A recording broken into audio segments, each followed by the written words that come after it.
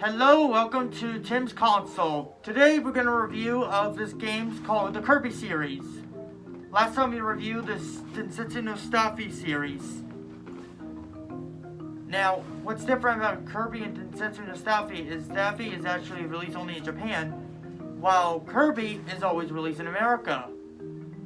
His first game he made an appearance in is actually Kirby's Dream Land, where you actually go against King DDD, who actually steals all your food. And in Kirby's Dream Land 2, you have to go collect these rainbow drops. And you have to make a lot of stuff. Like copy abilities, for example. You suck them up and then you swallow them whole.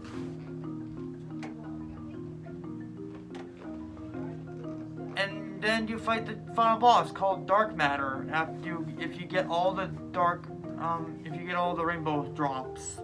In Kirby's Dream Land 3, we actually have a very interesting mechanic where you actually have like a lot of animal friends. The animal friends are an octopus flapjack named Choo Choo, who is Kirby's second girlfriend next to Ribbon. More about her later after this. And Kine is a fish. Koo is an owl. Ricky is the hamster. Yes, that's his name, Ricky. And Nagato is a cat. And Pitch is the bird, who is just a round ball. They all have different abilities, like flapping their wings repeatedly and flying around. Using a ball is actually what Nagato uses. Rick actually uses eating as well. He just spits them out.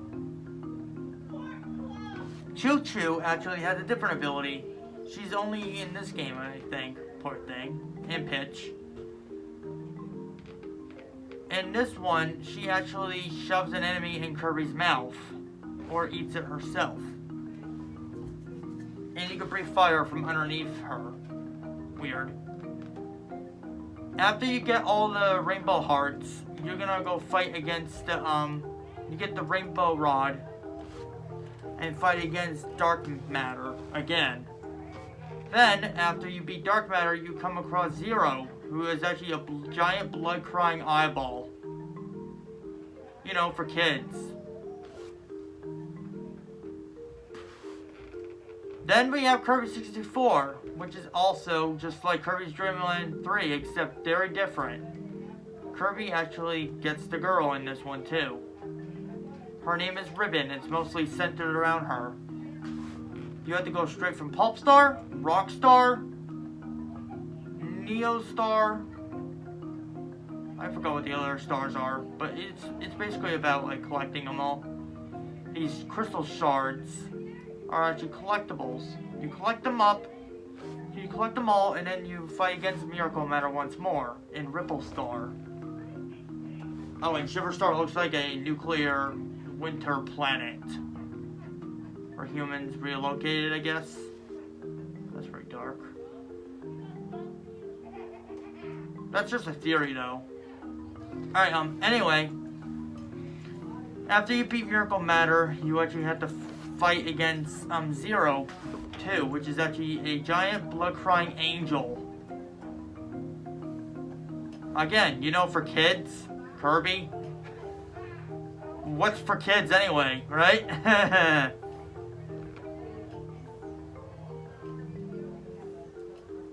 And then after that, you actually get the best ending. If you don't get all the crystal shards, you actually get the bad ending where the Queen of Fairies actually gives you an evil glare.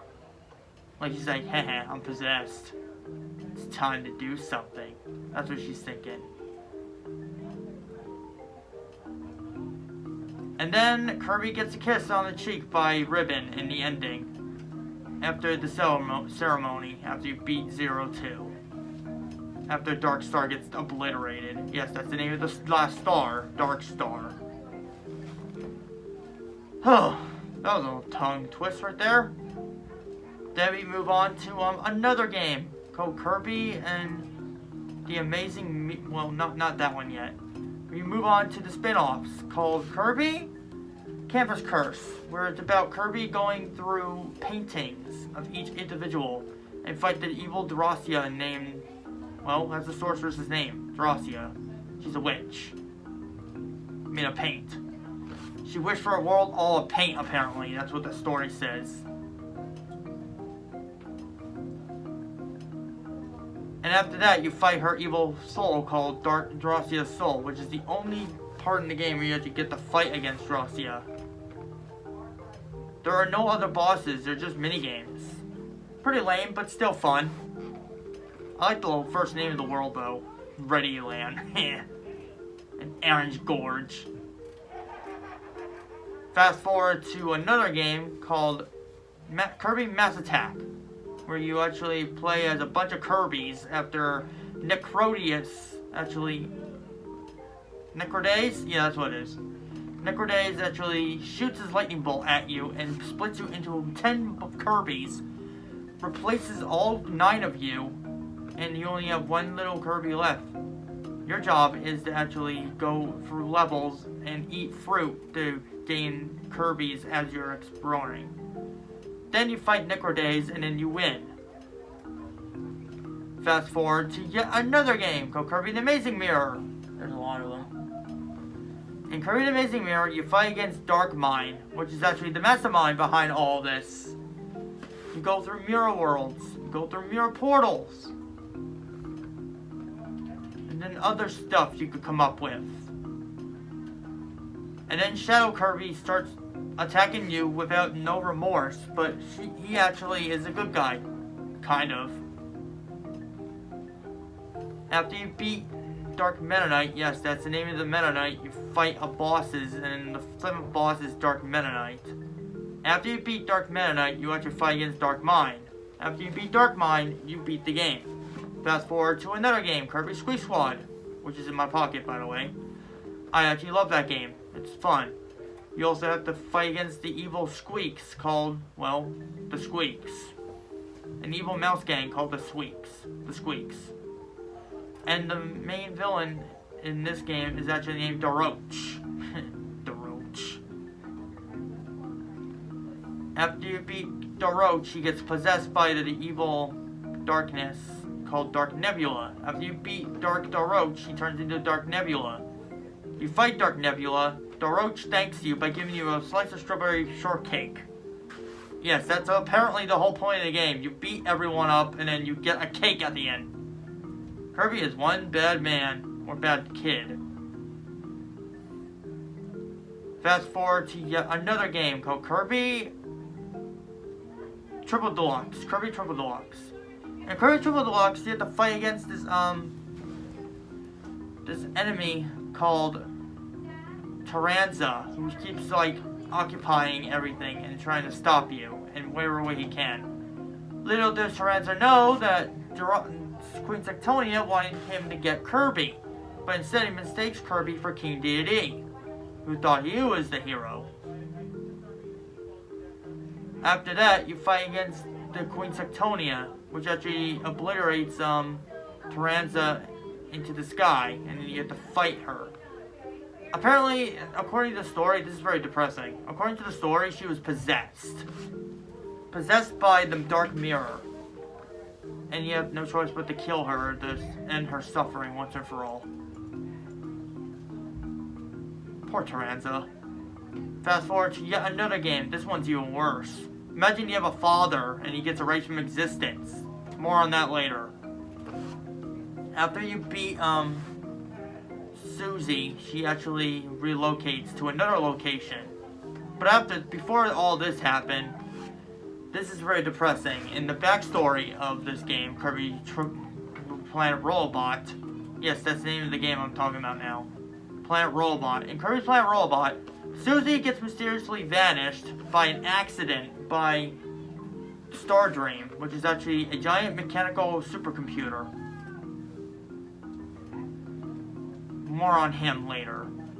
Then, apparently, after Stardream does the mechanical thing, Susie gets disappeared into another dimension, which Holtman thought she was dead.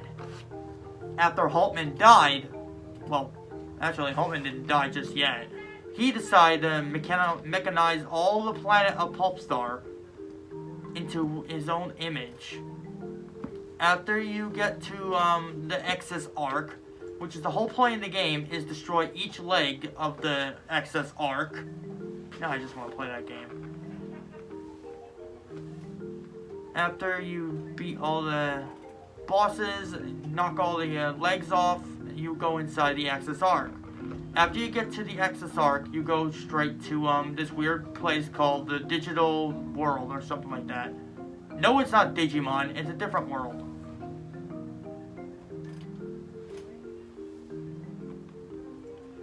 Apparently after this, things get really hazy. After you beat Susie in his so-called Meta Knight Plus, or whatever his name is, he's no match for me. He's easy. He is pretty hard if you don't get used to it. And apparently after you beat Susie in Mecha Knight Plus, Hultman introduces himself in his so-called mechanical genius called Star Dream. After you beat Hultman, he decided to use Star Dream on you. And this is when things get very sad. Apparently Susie's father has his mind wiped off of her single trace of her in his memory.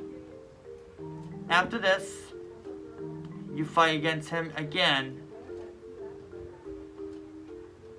This time as in whatever that cat thing is called. After you beat Star Dream, you basically killed him along with it. He's not dead though, he's inside a machine. Then in True Arena, which is actually canon, kind of, every single trace of him is erased. His memory, his mind, his well-being, he's dead. Like, he's erased from existence. All I can say is poor Susie, and I condolence her for her loss.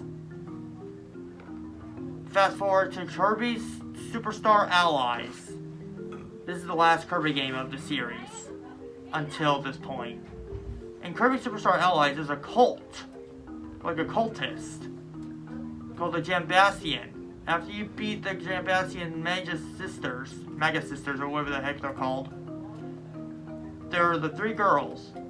Franziska, Flamberg, and Partzenta, whatever her name is. Zen Partizan. After you beat those three, Zen Partizan actually begs her mentor, Her Highness, that's his name, Highness, to help her. He instead knocked her out of the way. He said, "You appear to be in my way," smacks her out of the way. Then after that, you beat him.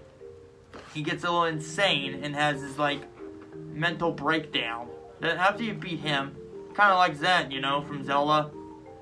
Then after you beat Highness, he decided to sacrifice the three girls and himself into the Void Termina.